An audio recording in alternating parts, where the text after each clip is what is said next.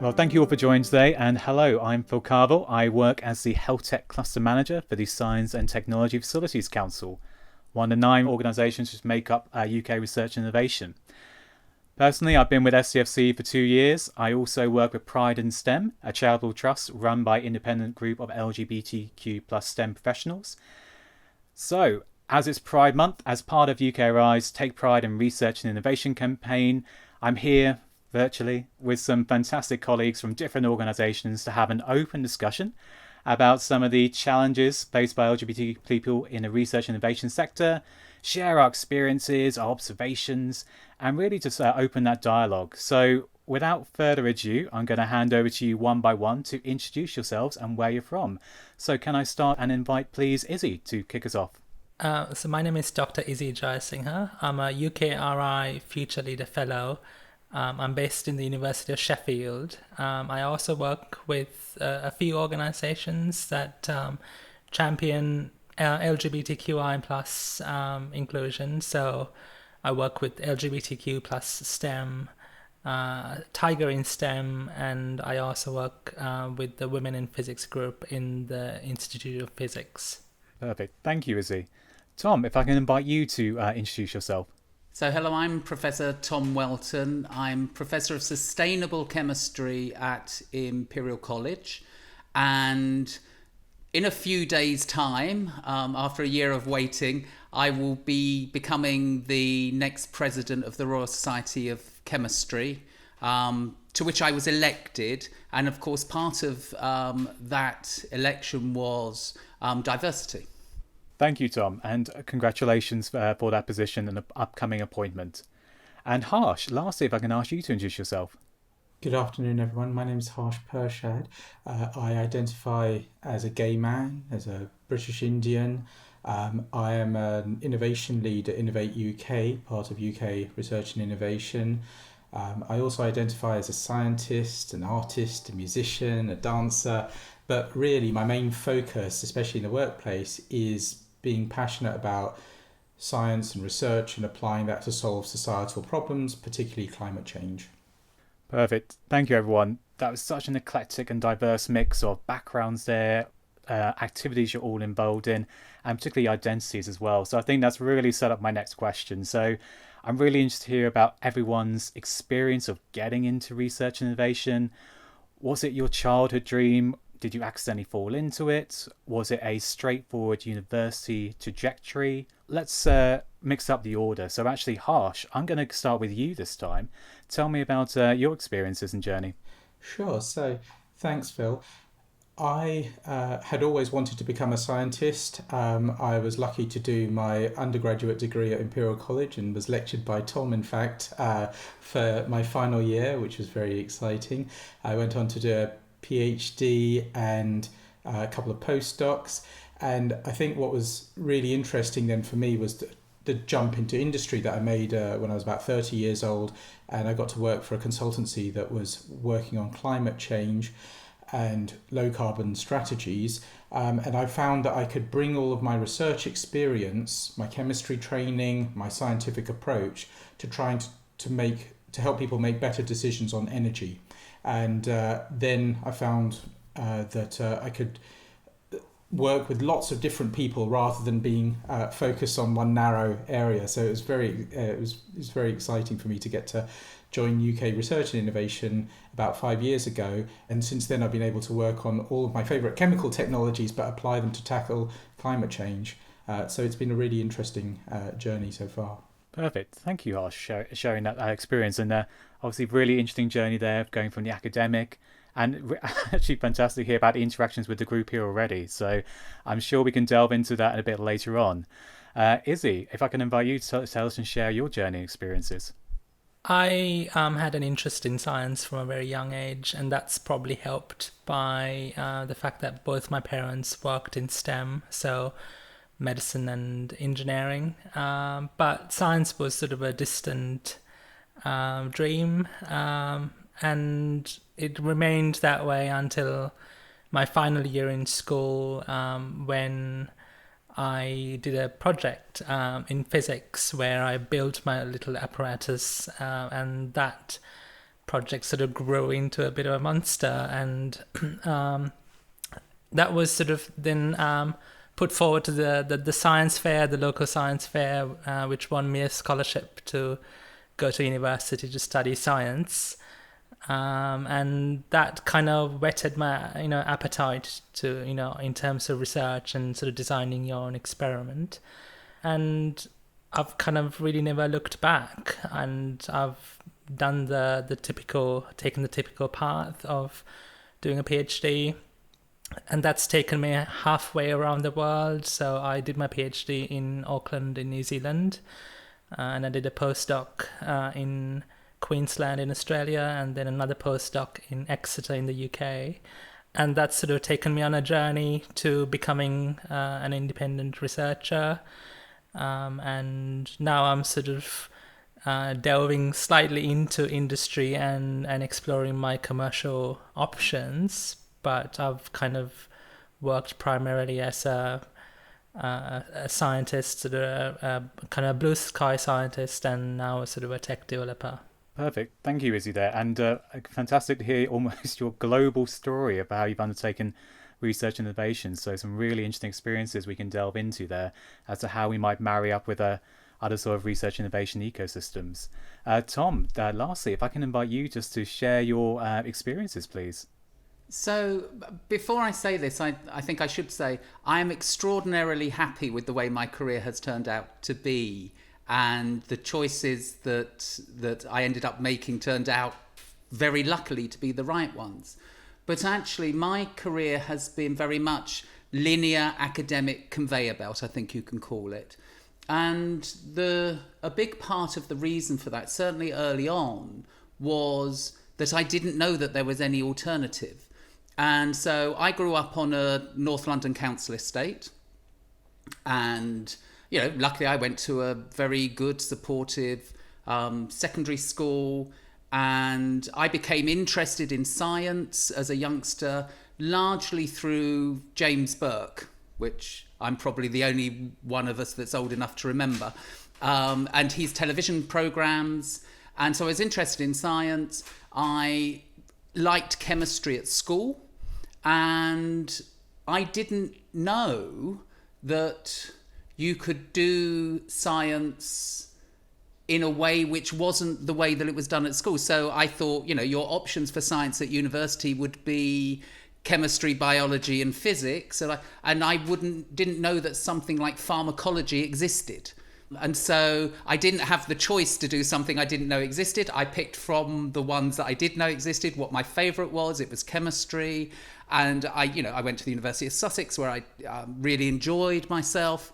But again, there was kind of, other than going into marketing for a drug company, I wasn't really aware of non-scientific, non-conveyor belt careers, and so I just stuck with the conveyor belt.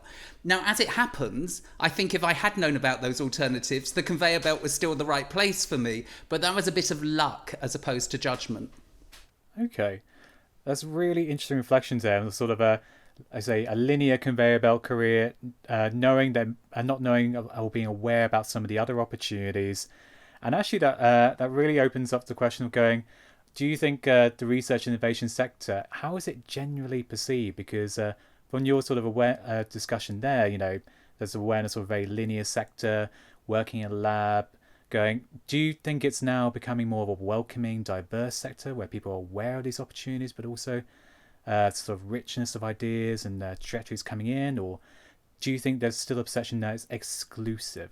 So, Harsh, would you like to give maybe some reflections on this from your side? So I think that, for better or for worse, a lot of the research environment that I remember was a fairly conservative sector, in that if you followed the path that your lecturers had followed, it felt like the done thing to do. There was a kind of a cultural norm around it. And as Thomas mentioned, I think unless you hear from other voices that there are alternatives, you wouldn't necessarily know that. And even if you know that, convincing other people to take risks with you it can be quite hard, and it's hard. It's really interesting to think how much progress there's been, because I remember when I applied for my postdoc, I'd been working during my PhD at Oxford on nickel enzymes, and I went to do a postdoc in University of California in Berkeley, in the US, on copper enzymes. And I had a reviewer that had reviewed my grant, and he said, I'm not sure that Harsh will be able to make the huge jump from nickel enzymes to copper enzymes. And it's kind of just very illustrative of the kind of that actually nowadays that things have really changed. I can't imagine anything like that nowadays. Today, every researcher I meet is absolutely wedded to the fact that new ideas will come from collaborating outside of your current sector, that societal challenges require you to jump out of the training that you had in your degree. So data science is just as important to chemistry as meteorology. So I think there's been a real revolution in that, and I think that's really helped the culture. So I find it a much more welcoming sector that I interact with a lot, and I think that can be really interesting. No, it's really interesting, particularly on that sort of collaboration thought process, how now collaborating is seen as the way forward to really creating new partnerships and research ideas. And I know we've got some really interesting international sort of flavours to people's experiences here. So I wonder if I could touch upon that sort of nuance, Izzy, in your experiences. So similar sort of question on the perception of the research innovation sector and how it's changed. What's your reflection on that, given that you've had that very much international flavour to your career? The very early sort of impression that I had in my mind about science or a career in science was that it was a way to see the world. It was a way to work with people from diverse backgrounds. And this is the dream that you kind of, or at least I kind of had when I was a graduate student.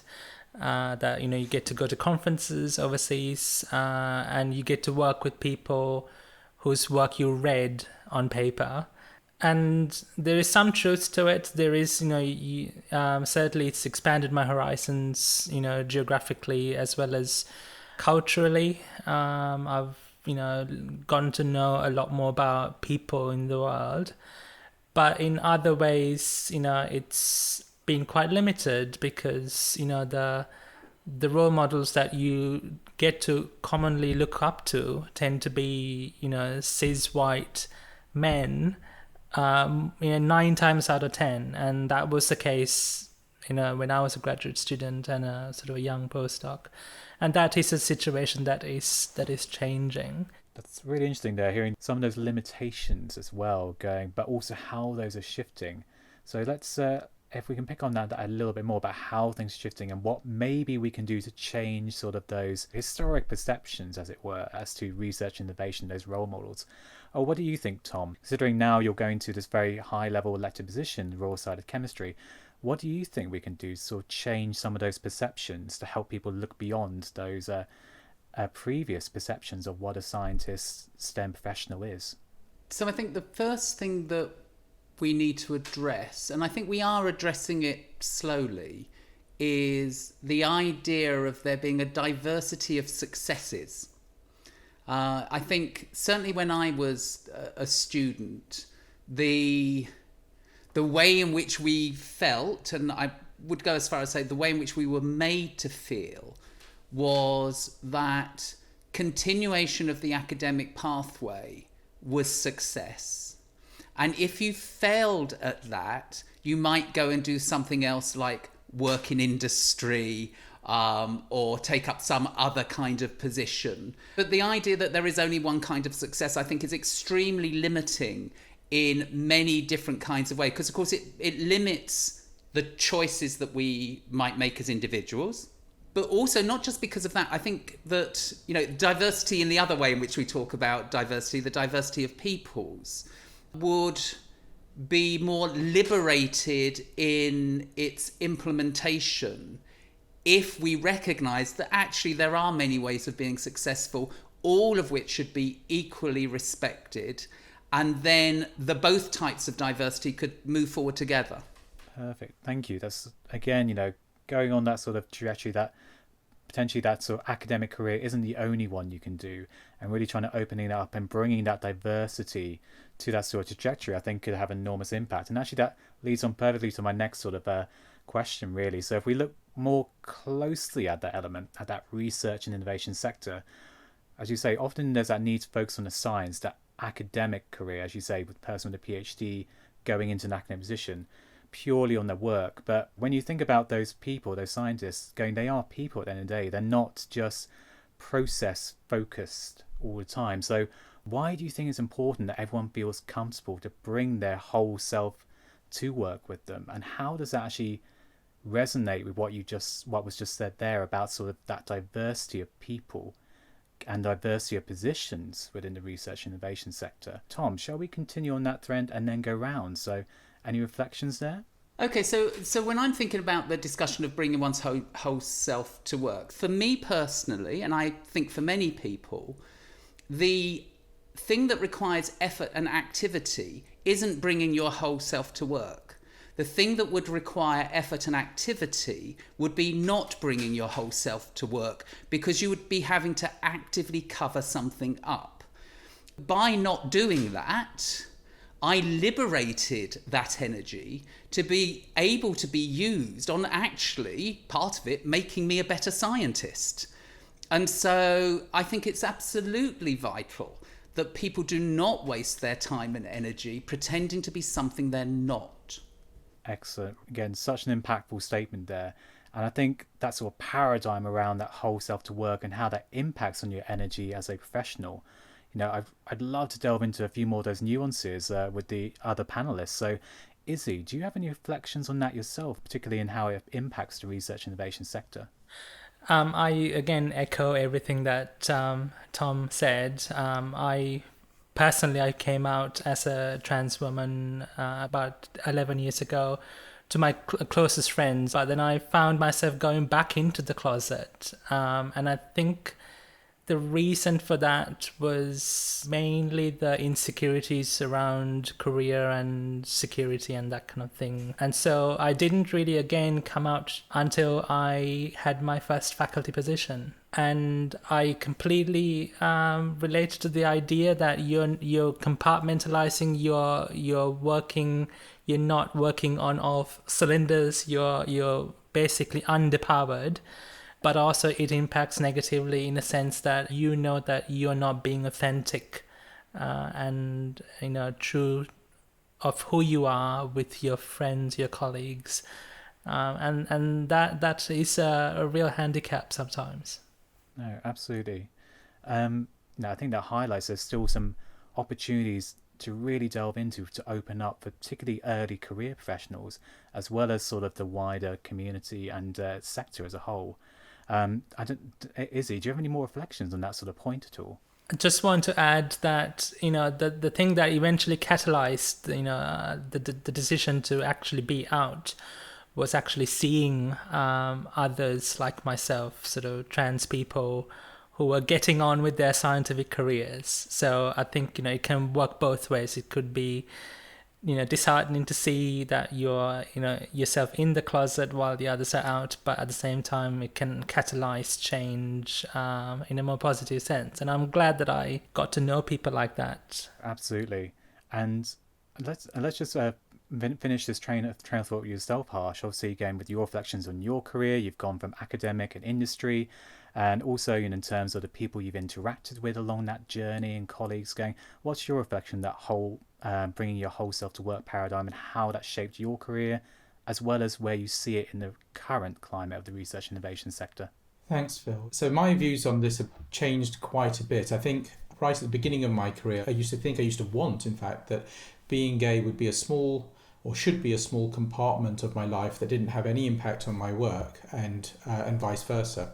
But now I realise that I think being gay affects many parts, possibly every part of my life, including my work. So in terms of the decisions I've made, for example, choosing safe places to work, safe places to live, has been really important. And I think that one of the things that drives a perception of safety, real or imagined, is visibility, as Izzy has said, of people that one can relate to. And I think that that's been really important for me. And it's one of the reasons why initially I wasn't sure about participating in this podcast, but actually thinking about the need for visibility, or the value of visibility has how it's helped me in the past, made me think, okay, this is something that I could engage with. But I think, like Izzy's mentioned, it's very easy to step back into a closet mode, or because we live in very dynamic work environments nowadays. People change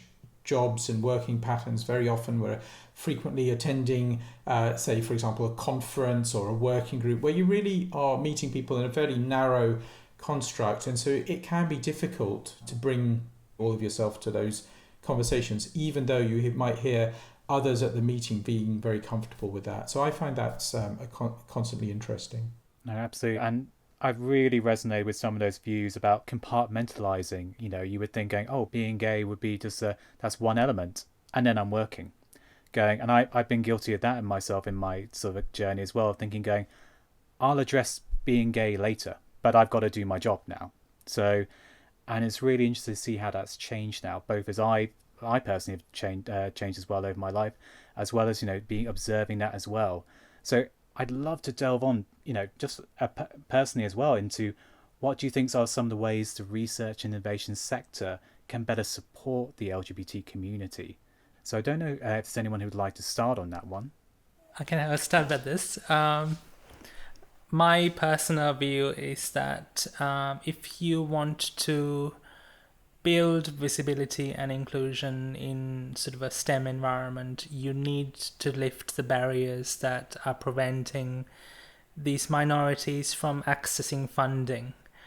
And now the UKRI at the moment is going through a review of things like success rates in funding applications across in terms of characteristics like, you know, gender, in terms of race. That kind of data don't exist for LGBTQI people. And so we haven't even admitted that there might be a problem. And I think that identifying if there's a problem and lifting those barriers will, first and foremost, will help LGBTQI people progress in scientific and technology careers. Both the visibility and the presence and the access for these communities in STEM research and innovation.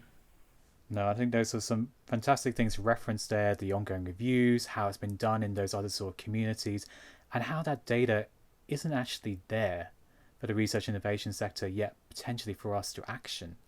So, Tom, I wonder if you had some commentary as well, you know, based on what Izzy was saying there about how we can improve the research innovation sector for this community.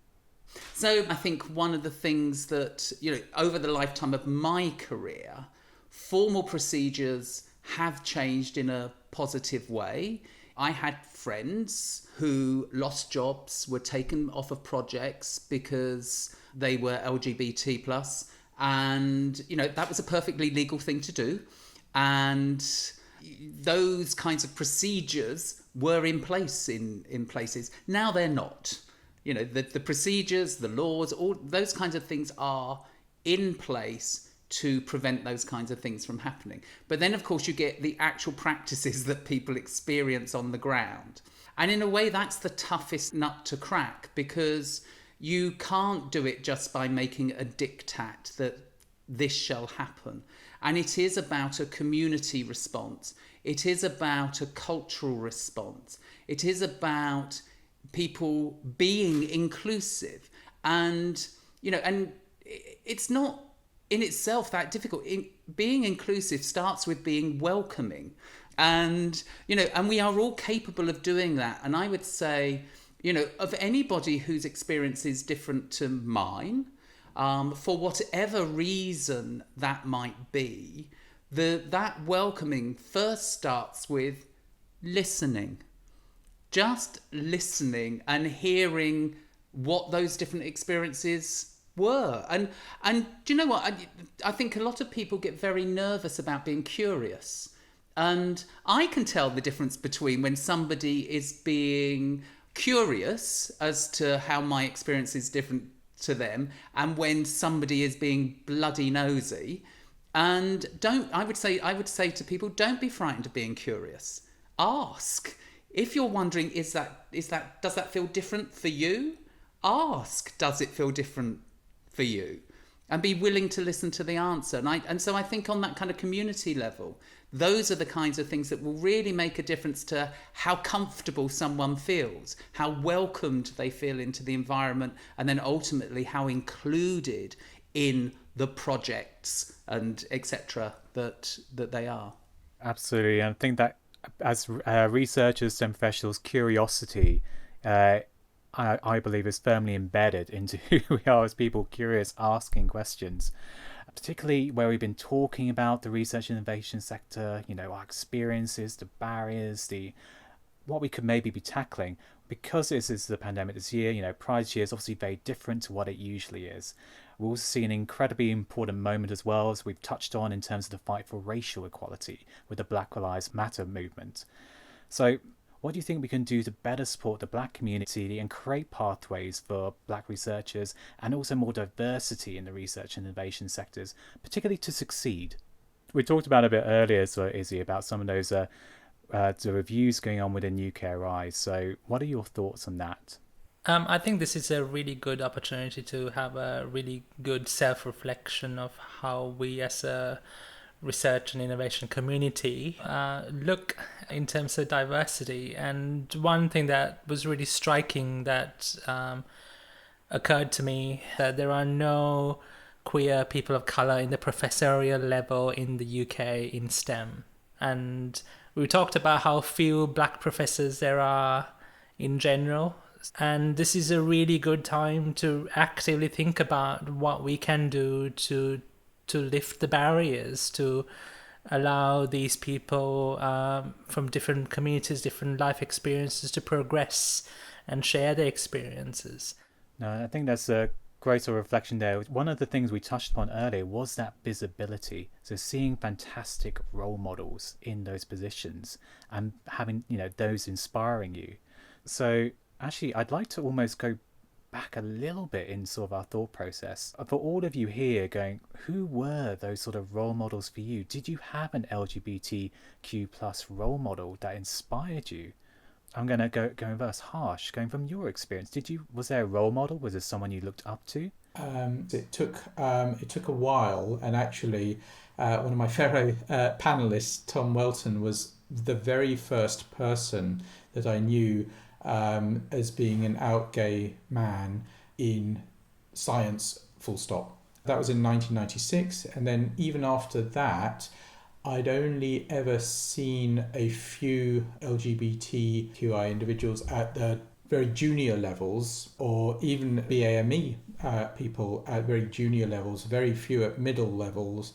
And of course, if there aren't many at middle levels, then of course there won't be many at senior levels. And that's in research, that's in business, it's in government, it's in all of the sectors that I've worked in, and I've seen lots of data that reinforces what Izzy's been saying about that we're making some progress in small areas, but I don't know if we're really shifting the needle in terms of having a broad level of visibility of LGBTQI individuals. And I think that there's quite a lot that we can still do. I mean, people sometimes forget that freedoms won through a lot of hard work can be easily lost when you take your foot off the gas. So I think we shouldn't forget the courage of those who are willing to put themselves out there at the beginning, and the courage of those people who then follow on, and the courage of those people who follow after them, because I think that's really important. I'm seeing a lot of nods here on the screen, and I think, if we even now, if we think about Pride, that all comes, a lot of it comes from the Stonewall riots, the courageous, efforts which are happening then in terms of really championing that movement, making progress and resisting, saying there needs to be change. Do you think that recognition is still there? Do you think more needs to be done in that space? Are we recognizing these fantastic role models or the impact that these courageous people are having enough in progressing the equality movement forward? So anyone have sort of reflections on that at all? Tom? Yes, this kind of matters to me. And for much of my career, I was just, oh my God, I'm it. That it's me.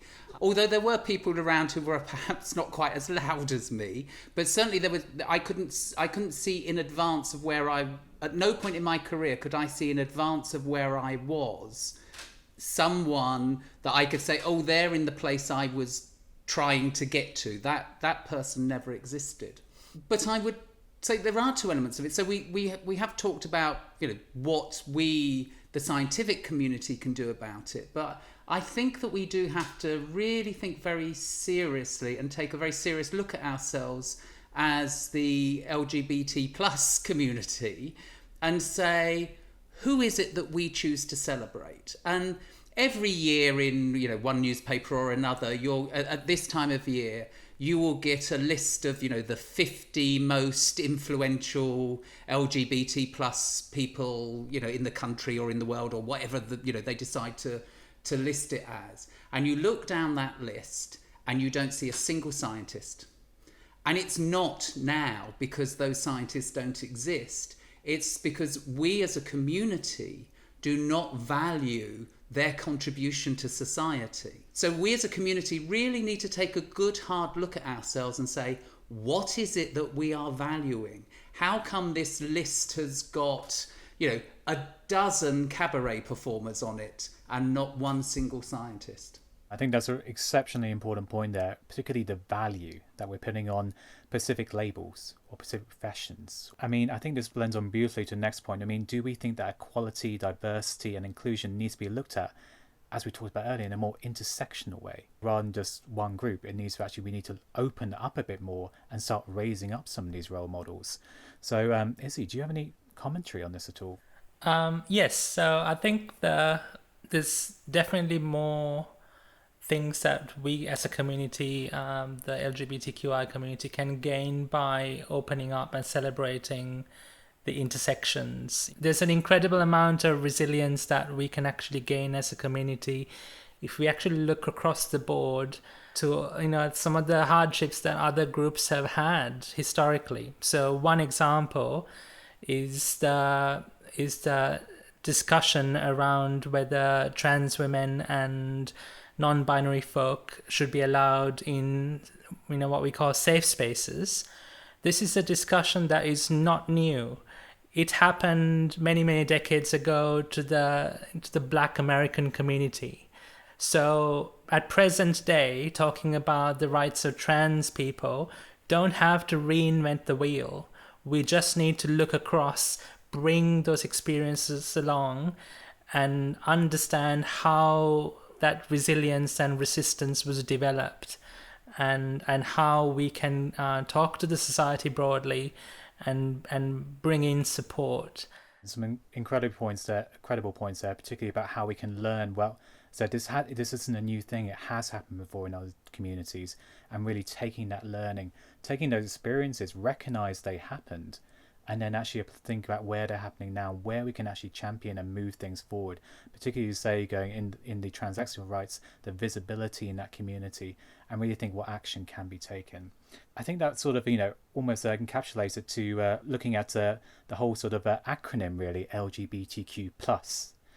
What are some of the differences and equality within that community, and how can we in both society and our sector work to improve that? I wonder, Tom and Harsh, if you have any sort of comments at all from what you've observed. Do you have any reflections at all on that? Yeah, so intersectionality can be approached in two different kinds of ways, one of which I think is extraordinarily positive, which we've just heard from Izzy, which is about understanding how we are all multidimensional beings and that we can bring ourselves together around that idea. Or it can be, let's break ourselves down into ever more precisely defined groups that we use as a vehicle to separate ourselves from each other. And that is incredibly damaging and does nobody any good, because we are in fact all complex, multidimensional beings, and that's hugely positive. No, perfect. That's extremely powerful. And as you say, we start bringing in this sort of intersectionality, to it. I think that, that opens up even more. So I'd actually like to bring this to a close and actually just ask one question to each of you and just ask for your reflections. So this is, STEM professionals, and that includes, the spectrum of STEM, from the arts and humanities to the particle physics to the engineering, mathematics, so why is it important as that sort of diverse, rich research innovation sector to be visible and support Pride in support of all this? Harsh, do you want to start for us? I think this goes to the heart of why we're talking today. And for me, we've learnt very brutally, it feels, with the coronavirus pandemic, that only when all parts of society act together based on the best available evidence can we ensure that all of society benefits. And the LGBTQI community and BAME minorities in the UK, or women in innovation and research, are just as much part of the solution. And if you don't engage everyone, you won't end up with the full solution. So I think it's really about maximising the ideas at the table, their execution, and also their adoption by society.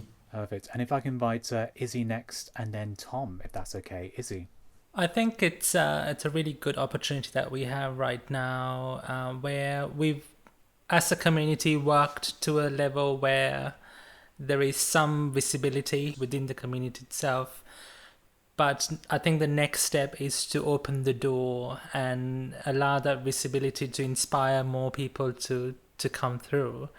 And one thing that I learned when I was transitioning gender, the idea that, not running away from my past and living my true self in the present will hopefully help someone else, stop hiding from their future. And I think what we are seeing now in the 21st century is, some new generations coming into their prime in very difficult circumstances. The least we can do is open the door to the research and innovation in a community so that they don't have to hide a part of themselves and tackle the big problems of tomorrow and not having to compartmentalize and hide behind various things. Fantastic. Resonate with everything you were saying there, and that opening that door. And Tom, going with that door wide open, what do you think? Okay, so follow that. All I can really do, honestly, is agree with both Izzy and Harsh that, it isn't just a matter of we are facing the most incredibly complex problems that the world needs to solve, and you need the best possible collection of minds in order to do that. And so functionally, you better be inclusive, because that's what you need. There are generations and generations to come, and they do need to be inspired into wanting to work on those kinds of problems. They do need to be inspired into wanting to become a scientist, an engineer, or a musician or artist, whatever it is that they find inspiration in. And to do that, you have to be visible. Things are way better than they used to be, but equally well, that doesn't mean that we've completed our path down whichever way we are going to end up going, and we do need to carry on. No, and I think to bring all those points together, I think anything we doing all we can to really sort of acknowledge, that sort of path that we all had, sharing those experiences, raising that sort of visibility, going and acknowledging it hasn't been enough, and we can do more. It's not just now, it's for the future, to inspire that next generation to really work on those problems. No matter where we are in our career, we should always be proud of who we are. We should always still be curious, and should always try and bring ourselves more together. So I want to actually personally thank each and every one of you, Izzy, Tom, Harsh, for sharing your stories, being visible, and that absolutely fantastic conversation. So thank you everyone who's contributed today, both yourselves and everyone behind the scenes as well. And it's been great to have this conversation. And I look forward to having the conversation again, moving it forward, and to seeing what we can really do to bring about better and greater change to really lead to world-leading impact, research and innovation, and a fantastic dance along the way. So thank you, everyone. Thank you. Thank you. Thank you.